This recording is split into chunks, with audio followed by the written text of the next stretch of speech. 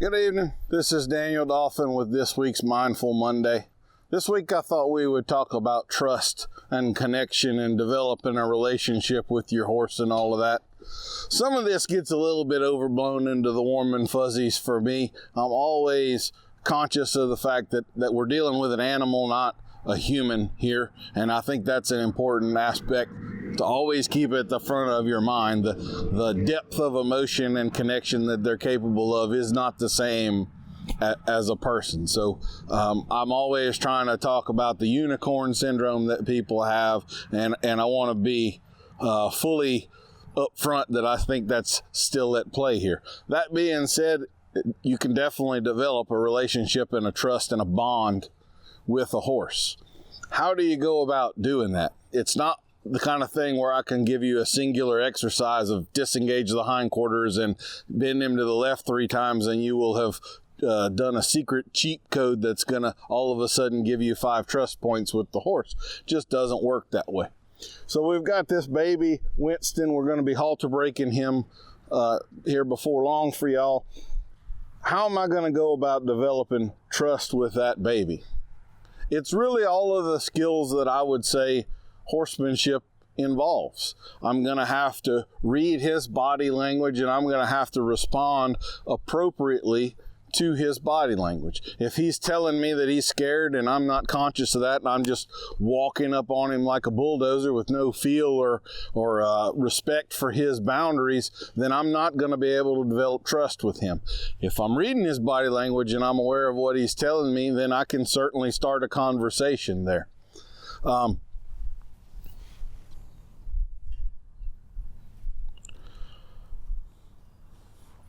I think one of the things that people get a little bit a false sense of importance in is that whole developing a friendship and is he going to like me part of things. So I've been using feed to get this colt where I can get close to him. He's now okay with being a few feet away. I've scratched on him a couple of times.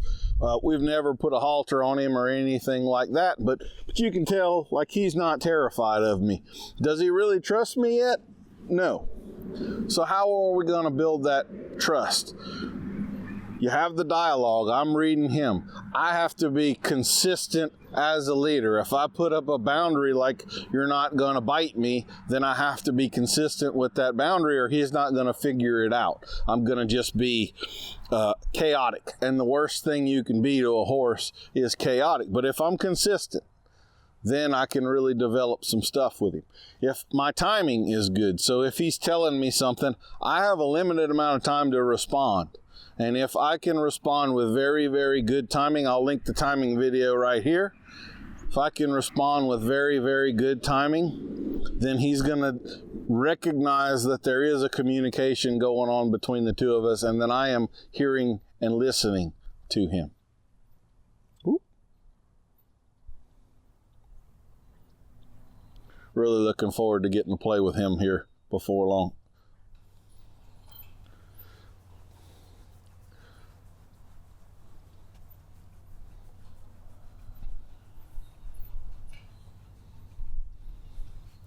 I have to be really consistent with the way that I handle the animal again. The chaos is something you definitely do not want to be associated with.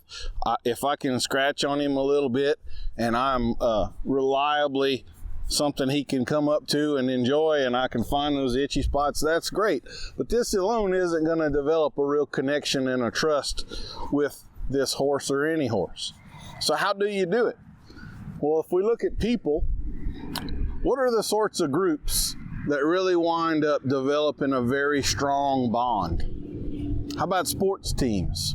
Football team that's been in the national championship together and they went through all of the pain and the sacrifice and all of the trials that it took to get to that level, and then maybe they lost. They had a major emotional blow that they shared. Or what about a team of an emergency room in a hospital, the nurses and the doctors that take in people that are dying or really needing medical attention, and they have all of the triumphs and crushing blows of loss and they share all that together, and they're on 24-hour shifts, and it's hard. And they share that hardship and the triumph together.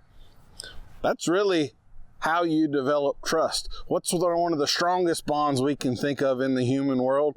A marriage, right? You and your spouse negotiate all of the trials of this world together, the financial hardships, the kids, the whatevers that may come along. You have that shared experience. So if you want to have a bond with your horse, what I would say is do not avoid the challenges. Face them head on. Be a good leader for that horse. Be consistent so that they can see you coming, and they learn that when it gets bad, he's not going to flinch. Daniel's going to be there, and he's going to be the rock I can support myself on. I can judge how bad it's going to get by how Daniel's handling this. If you were on an airplane and the pilot comes over the loudspeaker and says, "Ladies and gentlemen, we're having some engine problems. I don't want any of you to worry. We've got an airport right here, but we're going to have to make an unexpected stop at this airport and see what's going on." Everybody would be okay. That pilot has showed good leadership, confidence, their tone of voice is good. They get on the loudspeaker and they say, "Ladies and gentlemen, call your loved ones. We're going down." And they're panicking. You're going to lose your mind, right? Nobody's going to handle that well. You got to be a good leader for your horse. If you're not there for them, and you don't do some shared difficulties, some challenges, some hardships together, I'm afraid you're not going to get there. So if you want to develop a trust bond with that animal, challenge your partnership.